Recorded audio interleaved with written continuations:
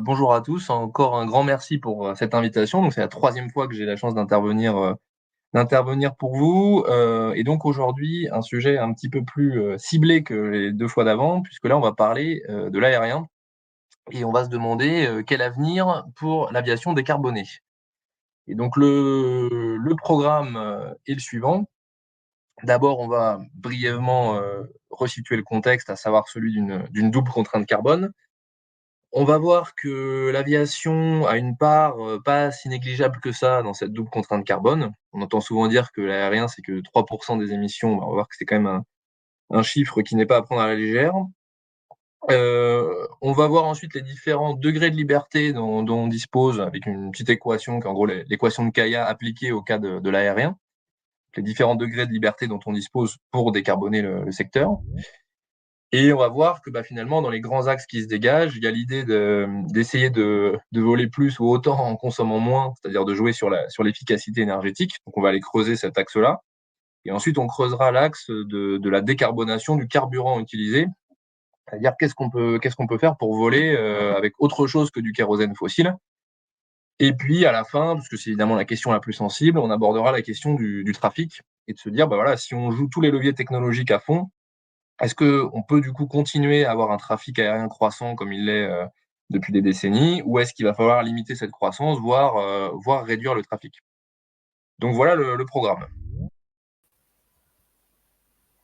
Donc, petite mise en contexte rapide, parce que c'est des éléments que vous avez bien en tête, j'imagine. Le contexte global, c'est celui de la double contrainte carbone, à savoir des énergies fossiles qui sont omniprésentes, qui représentent environ 80% du mix énergétique mondial, si on cumule pétrole, gaz et charbon, et qui représentent 2 tiers du mix énergétique français. Et ça, c'est donc un double problème. D'une part, la combustion de ces énergies fossiles génère des gaz à effet de serre qui dérèglent le climat. Et d'autre part, ces énergies fossiles sont non renouvelables aux échelles de temps humaines, sont disponibles en quantité limitée dans les sous-sols.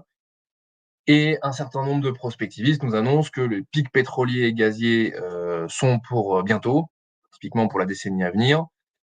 Ce qui est d'autant plus critique quand on est un pays comme la France, un continent comme l'Europe, qui globalement dépend quasi totalement des importations pour sa consommation.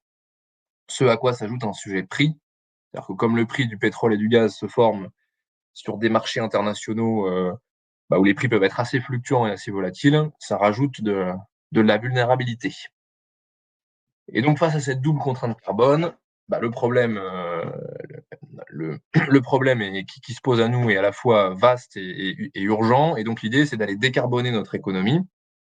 Et donc on retient classiquement l'objectif d'un zéro émission nette en 2050, même si ce qui compte en fait est le cumul de tout ce qu'on émet jusque-là, et qui donc ne doit pas dépasser un certain budget si on veut rester typiquement sous les 2 degrés de réchauffement. Bon voilà, ça c'est le panorama très, très global que vous aviez déjà en tête, j'imagine. Et donc maintenant, j'en viens à la question de la place qu'occupe l'aviation dans ce panorama global. Parce que souvent, c'est vrai que le secteur aérien peut avoir tendance à dire mais c'est que 3% des émissions, donc c'est pas le gros du sujet. Alors, donc, qu'est-ce qui est vrai là-dedans? Donc, déjà, très, très basiquement, c'est vrai que les émissions de l'aviation, si on les compare au total de ce qu'émet l'humanité, c'est à peu près effectivement 2 à 3% du total mondial. On peut se dire que c'est pas beaucoup. Mais en fait, 2-3 c'est assez important parce que, à titre de comparaison, l'ensemble de l'économie allemande, quand même un gros pays industrialisé, une des premières puissances économiques du monde, c'est même pas 2 du total mondial. L'économie japonaise, pareil, une des premières puissances mondiales, fortement industrialisée, c'est 3 du total mondial. Donc en fait, 2-3 c'est énorme. C'est un pays, comme le Japon ou l'Allemagne.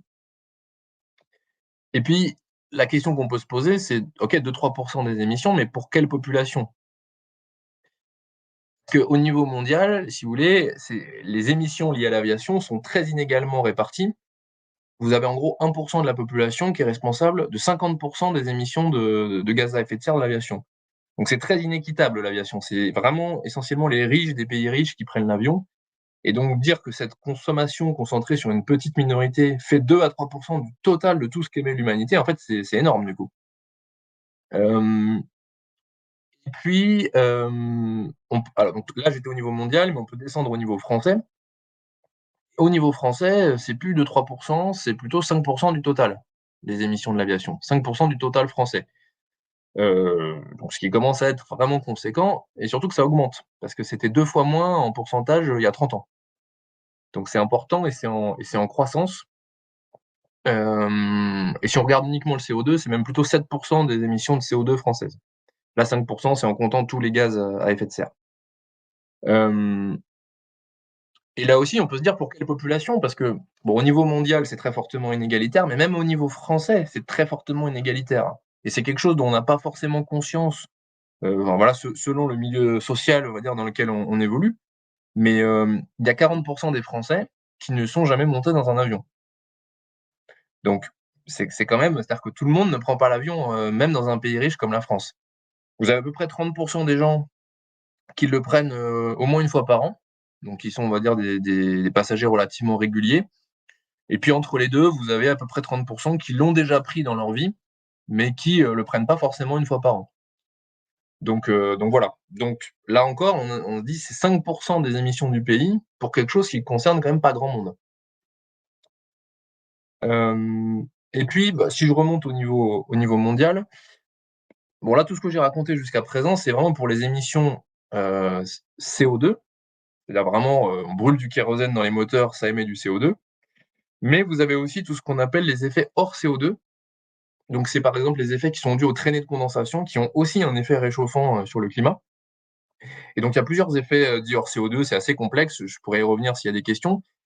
Mais globalement, ça a tendance à maximiser très fortement l'impact de l'aérien. C'est-à-dire que, si vous prenez que le CO2, c'est 2-3 mais si vous prenez tout en compte, on est plutôt sur 5 au niveau mondial. Et donc encore plus au niveau français, puisqu'au niveau français, c'était déjà 5 rien qu'avec le CO2.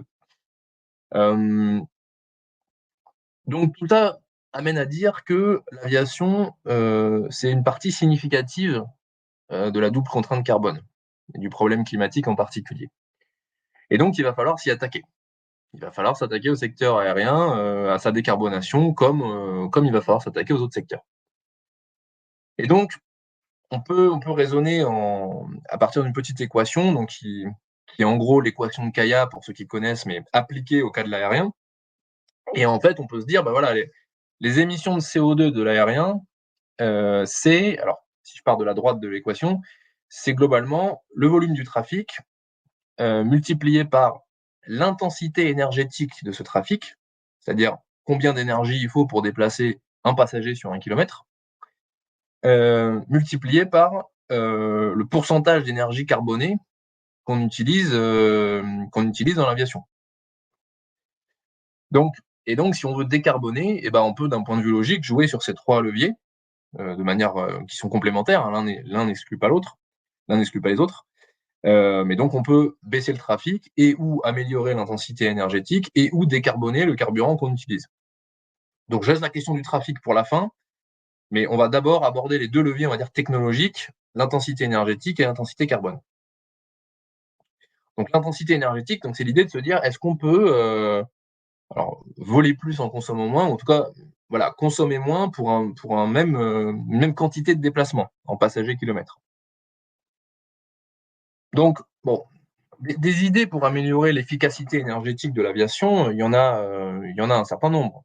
Vous pouvez améliorer l'aérodynamique de l'avion, vous pouvez alléger l'avion, vous pouvez optimiser les différents systèmes, embarqués et puis vous pouvez améliorer les moteurs. Bon, ce qui joue à l'ordre 1, c'est quand même surtout le fait d'alléger, et puis d'améliorer les moteurs.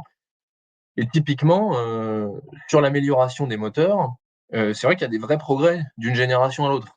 C'est quelque chose qui est pas du tout négligeable, hein. Donc vous avez par exemple donc les moteurs qui sont actuellement en train de se diffuser dans la flotte depuis quelques années, c'est les moteurs LEAP, qui sont produits par CFM et ils consomment globalement 15 de moins que la génération d'avant. Donc c'est pas mal. Et la génération qui est actuellement en cours d'étude, en cours de conception, donc ça s'appelle les moteurs RISE, eux devraient rentrer, en service typiquement à horizon, 2035. Eux, ils devraient consommer encore 20 de moins. Donc il y a quand même des vrais progrès techniques qui sont faits en termes de consommation unitaire des moteurs. C'est quelque chose qui est pas négligeable, mais qui par contre ne peut pas tout non plus. Il y a plusieurs limites. C'est-à-dire que la première limite à cette histoire-là, c'est que, il y a toujours de l'incertitude. C'est-à-dire que quand je dis, que la future génération permettra de faire -20 en 2035, bah, en fait, on n'est pas complètement sûr que ça sera -20. Tout dépend de si les ingénieurs arrivent techniquement à effectivement réaliser ce gain. On n'est pas complètement sûr que ça sera 2035. Il y a une incertitude industrielle.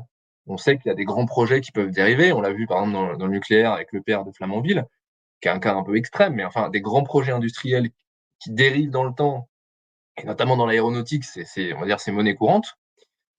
Et puis, vous avez une incertitude commerciale, c'est-à-dire que quand bien même vous arrivez à sortir en 2035 votre moteur qui fait -20, encore faut-il que les avionneurs et les compagnies aériennes vous l'achètent. Et donc, par exemple, s'il y a que Airbus qui est intéressé, mais pas Boeing, ou si certaines compagnies aériennes n'en veulent pas pour une raison X ou Y, et ben votre innovation technique ne se répand pas dans 100% du marché. Une deuxième limite, c'est que, en fait, les ingénieurs ont pas attendu comment dire, ont pas attendu le sujet climatique pour travailler. Donc, en fait, ça fait des années et des décennies que les ingénieurs en aéronautique améliorent les avions, améliorent les moteurs. Ce qui fait qu'en fait, une bonne partie des bonnes idées sont déjà implémentées. Et que si on veut aller plus loin, eh ben, il faut aller en fait sur des choses plus complexes, moins évidentes, plus risquées. Et en fait, on le voit d'un point de vue macroscopique parce qu'on voit que les gains d'efficacité ont plutôt tendance à ralentir avec le temps. Donc, et on sent bien qu'au début, c'était facile de gagner sur la conso des moteurs et des avions en général, et que plus le temps passe, plus c'est compliqué et plus on est obligé d'aller un petit peu racler les fonds de tiroir. Euh, et puis, il y a quand même une forte limite aussi qu'il faut bien avoir en tête, les constantes de temps en jeu. C'est-à-dire que, bon, déjà, il y a le temps de développer un nouvel avion ou un nouveau moteur. Donc, par exemple, un programme moteur qui va être lancé au début des années 2020 ne va arriver qu'en 2035. C'est la future génération dont je parlais. Donc, il faut 15 ans déjà pour développer un moteur, pour le faire certifier, et puis à peu près pareil pour un avion.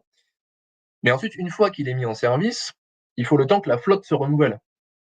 C'est-à-dire que c'est pas parce qu'un nouveau moteur ou un nouvel avion existe qu'il est instantanément, qu'on remplace les anciens par les nouveaux instantanément. Et donc ça, c'est à peu près 25 ans. Donc ce qui veut dire qu'une innovation qui arrive en 2035 sur le marché, elle n'est généralisée qu'en 2060, au rythme actuel de renouvellement des flottes. Donc c'est très lent, c'est très lent. Et, c'est insuffisant en fait, ne serait-ce que pour compenser la hausse du trafic. C'est-à-dire que aujourd'hui, on est typiquement sur un trafic d'environ 4% par an. En tout cas, c'était à peu près la tendance avant Covid et on est à peu près reparti sur cette pente-là. Bon, ben, il faut se dire un nouveau moteur qui permet un gain unitaire de 20%, bah, ça, en gros, ce gain-là va être effacé en 5 ans de croissance. En 5 ans de croissance, à 4% par an, vous avez fait plus 20% sur les volumes et ça efface le gain de 20% par vol que vous avez fait grâce au progrès technique. Donc ça ne veut pas dire qu'il ne faut pas le faire, mais ça veut dire que c'est très insuffisant si on reste sur les hypothèses actuelles de trafic aérien. Et en fait, ça, on le voit assez bien si on se tourne vers l'historique. C'est-à-dire que si vous regardez depuis 73 jusqu'à aujourd'hui, en fait, on a fait d'énormes progrès en intensité énergétique. C'est-à-dire qu'en intensité énergétique, on a fait une baisse de 80%. Donc c'est énorme. C'est-à-dire qu'en 50 ans, on a divisé par 5 la quantité qu'il faut pour déplacer un passager sur 1 kilomètre. Donc c'est énorme. Et donc on aurait pu se dire, bah tiens, du coup, les émissions du secteur aérien ont dû aussi être divisées par 5. Et en fait, pas du tout. Elles ont été plutôt multipliées par 3. Pourquoi? Parce que entre les deux, il y a le trafic, et le trafic, lui, a explosé. Donc ok, chaque vol est 5 fois moins énergivore, mais par contre, il y en a, je crois, 13 ou 14 fois plus, ce qui fait qu'on est quasiment sur un triplement des émissions du secteur. Euh, et ça, c'est pas malgré l'efficacité énergétique. Malheureusement, c'est pire que ça, c'est que c'est en partie à cause des progrès d'efficacité énergétique grâce à un phénomène dont vous avez peut-être déjà entendu parler qui s'appelle l'effet rebond et qui est que quand vous avez des avions, des moteurs plus efficaces, vous consommez moins de carburant, du coup les billets sont moins chers, parce que le coût du carburant, c'est à peu près 40 hein, des coûts d'une compagnie, 30 ou 40. Et donc si les billets sont moins chers, bah, vous avez davantage de trafic.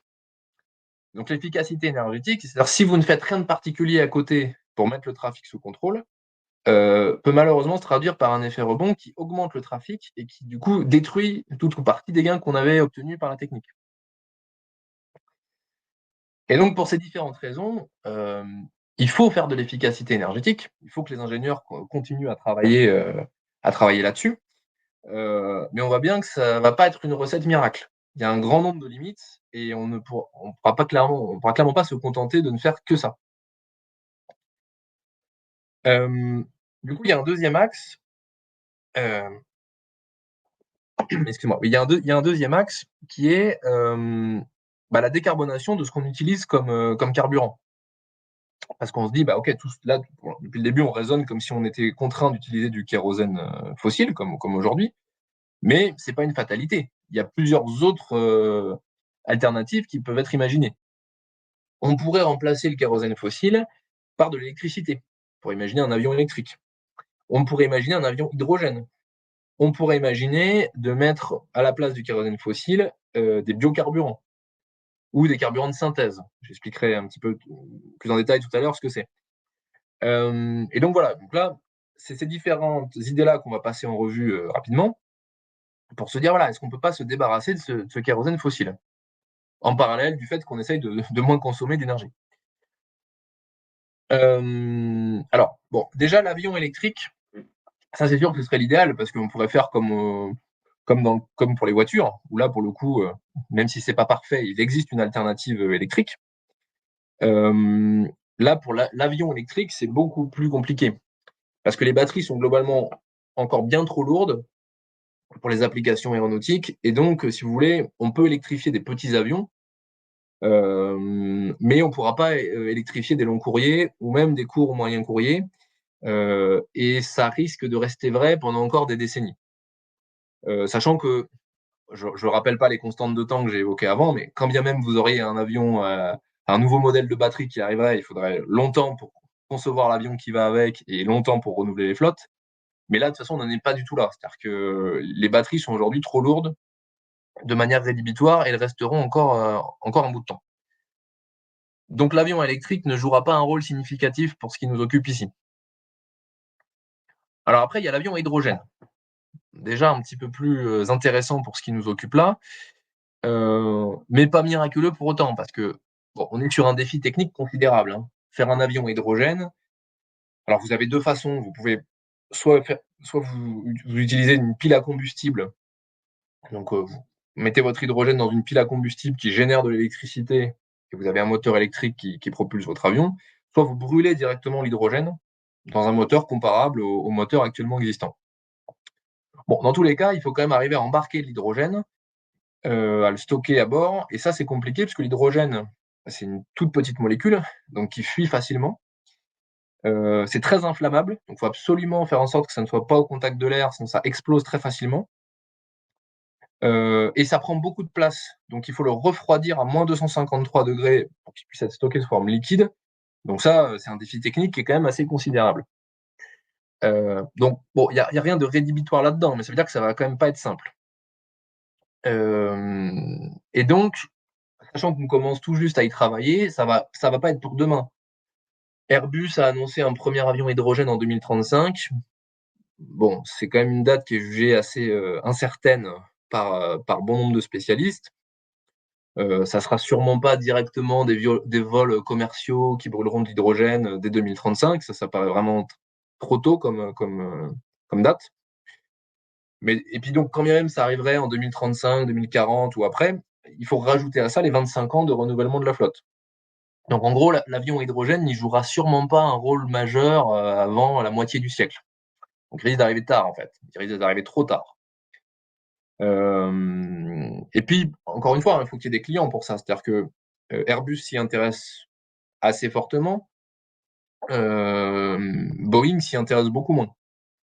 Et puis, si vous voulez généraliser l'avion à hydrogène, il faut que les compagnies et les aéroports transitent aussi dans ce sens-là, c'est-à-dire se mettent à développer massivement les infrastructures qui vont bien, pour avoir des stockages d'hydrogène dans les aéroports, pour acheminer cet hydrogène jusque-là, etc.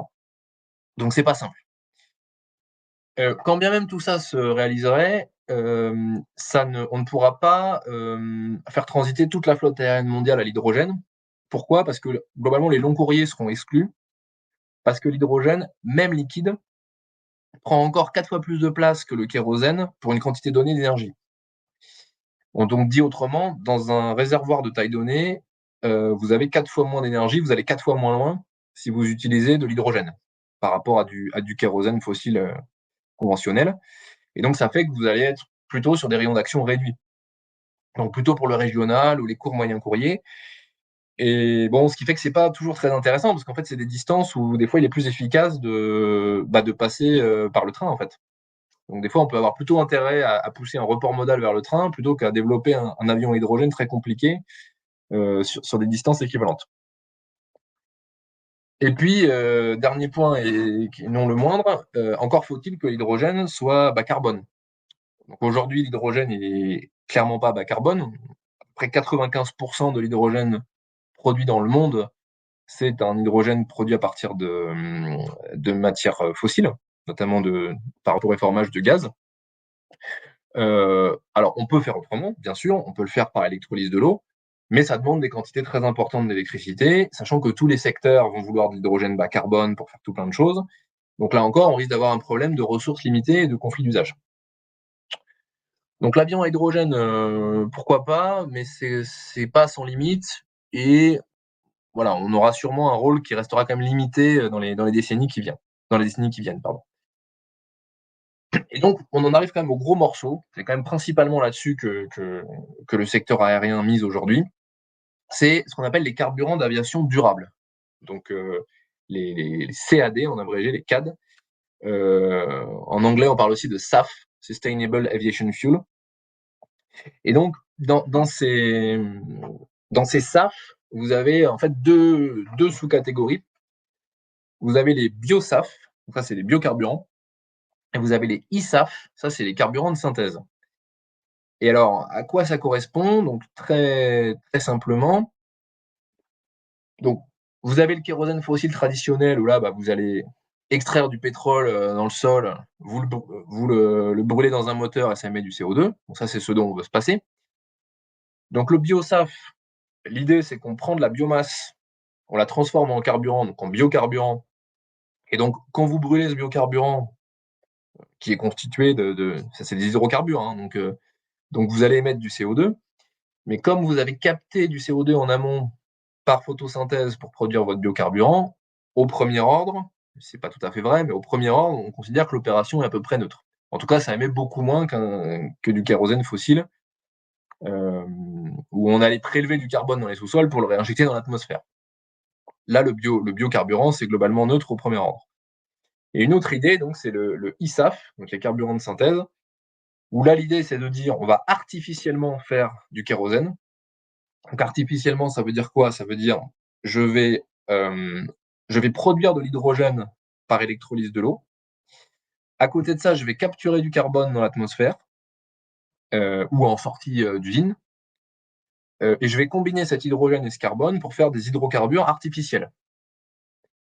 Voilà, donc ça c'est l'idée du ISAF. Alors aujourd'hui, donc que ça soit biosaf ou ISAF, hein, biocarburant ou carburant de synthèse, c'est malheureusement très marginal. En 2022, c'était 0,1% de toute la conso de l'aérien, toute la conso de carburant de l'aérien, il n'y avait que 0,1% qui était fait par des carburants d'aviation durable. Donc on parle de quelque chose qui est inexistant aujourd'hui dans la pratique des compagnies aériennes.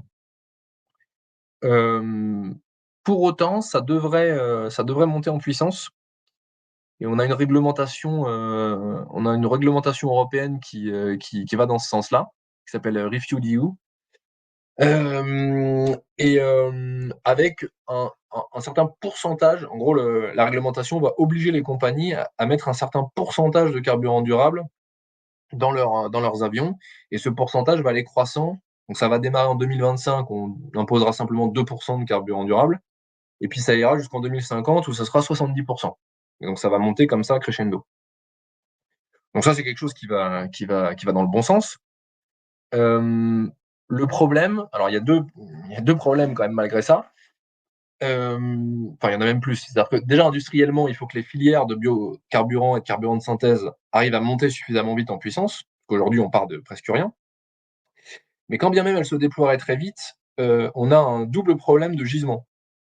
C'est-à-dire que les biocarburants supposent d'avoir un vivier de biomasse important. Or, ce vivier va être limité. Les carburants de synthèse supposent d'avoir d'importantes quantités d'électricité bas carbone. Or, là aussi, le vivier va être limité. Et donc, quand on lit, par exemple, ce qu'écrivent les chercheurs de Supaéro, ils considèrent que si le trafic continue à augmenter selon la tendance actuelle, c'est peu probable qu'en 2050, on arrive à faire plus de 20% de biocarburant dans la consommation totale de l'aérien, parce qu'on n'aura pas assez de biomasse, tout simplement. Et en termes de quantité d'électricité bas carbone, donc pour les carburants de synthèse, si on voulait respecter la réglementation européenne dont j'ai parlé avant, et donc incorporer suffisamment de carburants durables, avec une partie d'entre eux donc, qui seraient des carburants de synthèse, il faudrait y consacrer à peu près 20% d'électricité renouvelable à l'horizon 2050. Sachant que dans ces scénarios-là, l'électricité renouvelable, c'est quasiment toute l'électricité, avec un petit peu de nucléaire, au niveau européen, à l'horizon 2050. Et même dans un pays comme la France, qui justement a beaucoup de nucléaire, on peut faire le comparatif aussi. Si on veut massivement faire transiter le secteur aérien français vers les carburants durables, et en considérant qu'il y a à peu près moitié-moitié entre biocarburants et carburants de synthèse, on aurait besoin d'à peu près 100 TWh d'électricité, rien que pour les carburants de synthèse. Et donc, comme vous le savez, c'est un chiffre très conséquent, parce que le parc nucléaire français, c'est chaque année à peu près 300 ou 400 TWh, ça dépend des années. Et donc 100 TWh, à trouver en plus pour les carburants de synthèse de l'aérien, c'est gigantesque.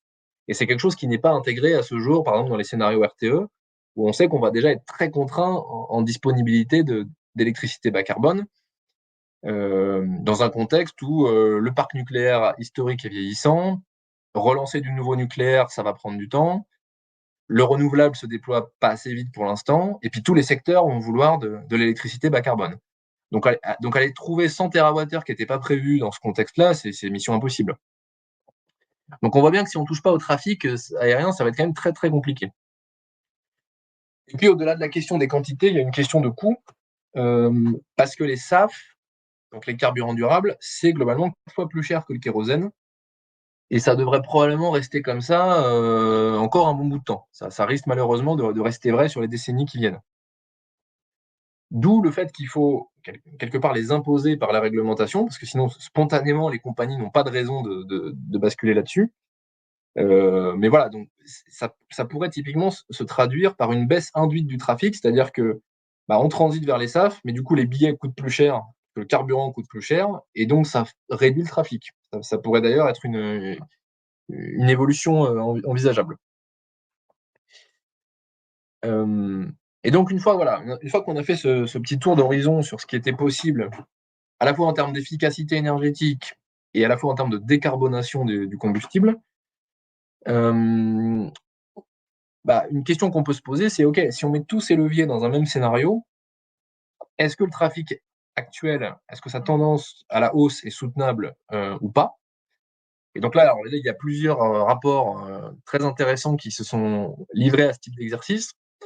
Donc vous avez notamment un rapport qui s'appelle Pouvoir voler en 2050, qui a été produit par le Shift Project et par les Aérodécarbos.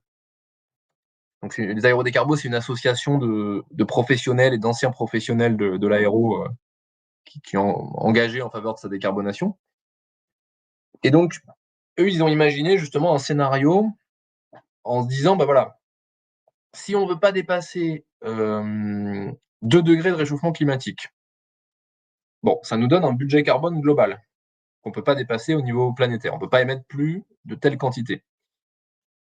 Si on considère que l'aérien, on lui alloue la même part qu'aujourd'hui, voilà, typiquement, si ça fait 2-3% des émissions, On lui donne 2-3% du budget total, du budget carbone total à l'aérien.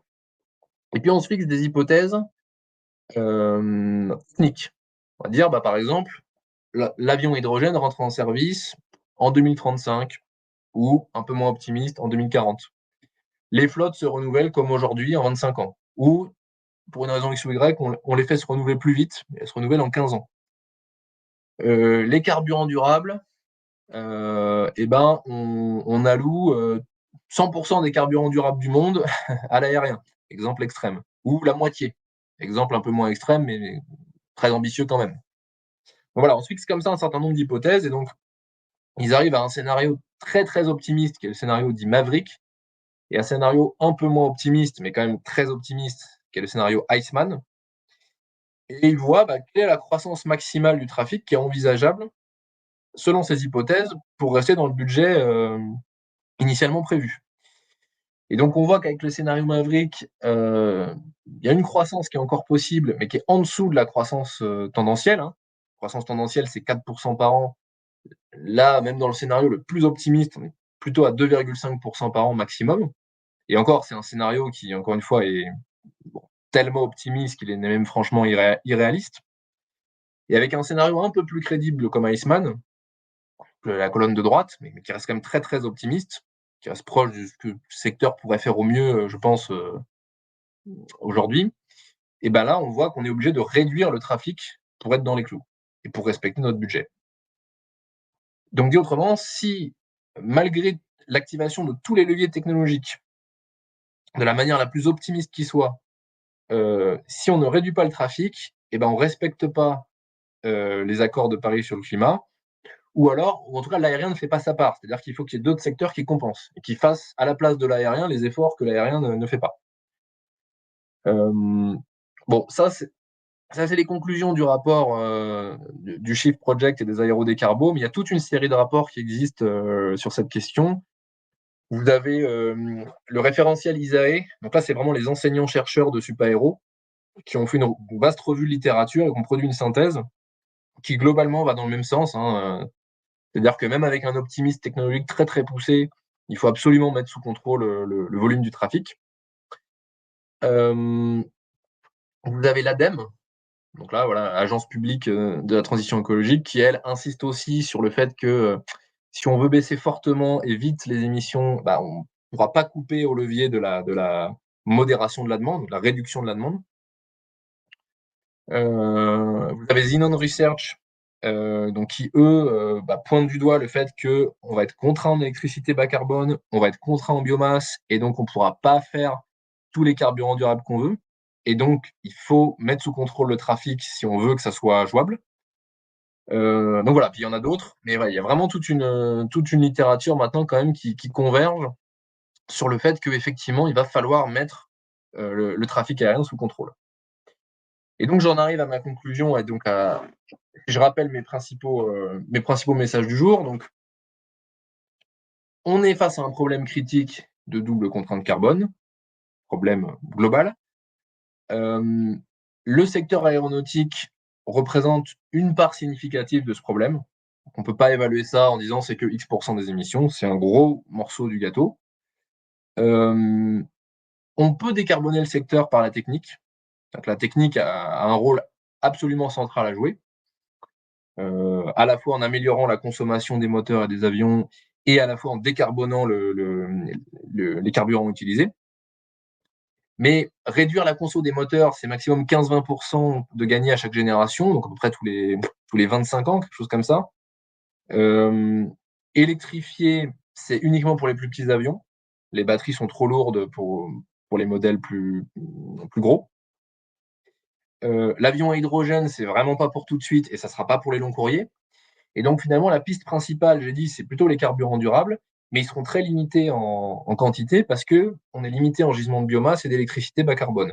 Et donc quand on met tout ça dans l'équation, il faut faire autant de techniques, autant de progrès techniques que possible, mais on ne coupera probablement pas à une modération, une diminution du trafic aérien, qui peut être obtenue par différentes méthodes réglementaires et fiscales. On pourra en parler dans les questions si ça vous intéresse. Mais voilà quel est le constat aujourd'hui qui se dégage quand on lit les différents rapports qui existent sur le sujet. Et je vous remercie pour votre attention.